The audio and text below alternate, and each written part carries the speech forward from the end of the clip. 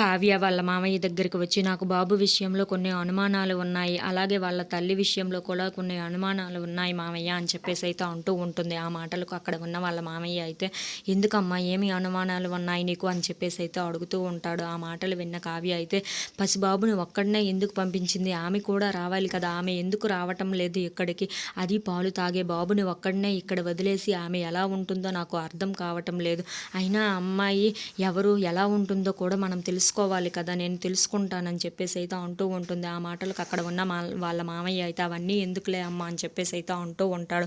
ఆ మాటలకి అక్కడ ఉన్న కావ్య అయితే పసిబాబు పాలు తాగే బాబుని వదిలేసి ఆమె ఎలా ఉంటుందో నాకు అర్థం కావటం లేదు, అసలుకి ఇంతకీ ఆ బాబు ఆమె బాబేనా అని కూడా అనుమానం వస్తుంది మామయ్య అని చెప్పేసి అయితే అంటూ ఉంటుంది.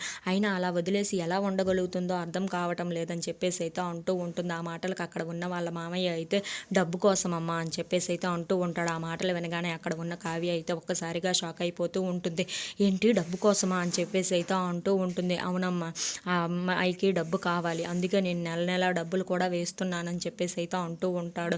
ఆ మాటలు వినగానే అక్కడ ఉన్న కావ్య అయితే ఈ మధ్యలో ఎప్పుడైనా మీరు డబ్బులు పంపించారా మామయ్య అని చెప్పేసి అయితే అడుగుతూ ఉంటుంది. ఆ మాటలకు అక్కడ ఉన్న వాళ్ళ మామయ్య అయితే పంపించానమ్మా, మొన్ననే పంపించానని చెప్పేసి అయితే అంటూ ఉంటాడు. ఆ మాటలకి అక్కడ ఉన్న కావ్య అయితే మీరు పంపించిన అకౌంట్ డీటెయిల్స్ నాకు పంపించండి మామయ్య, దాని ద్వారా నేను ఆ అమ్మాయి ఎక్కడ ఉంటుందో ఎలా ఉంటుందో మొత్తం ఆ అమ్మాయి కోసం తెలుసుకుంటాను, ఆ అమ్మాయి నిజస్వరూపం ఏంటో తెలుసుకుంటానని చెప్పేసి అయితే అంటూ ఉంటుంది. ఆ మాటలకు అక్కడ ఉన్న వాళ్ళ మామయ్య అయితే తనకి డీటెయిల్స్ అన్నీ ఇస్తూ ఉంటాడు. If you like this video please like, share and subscribe friends.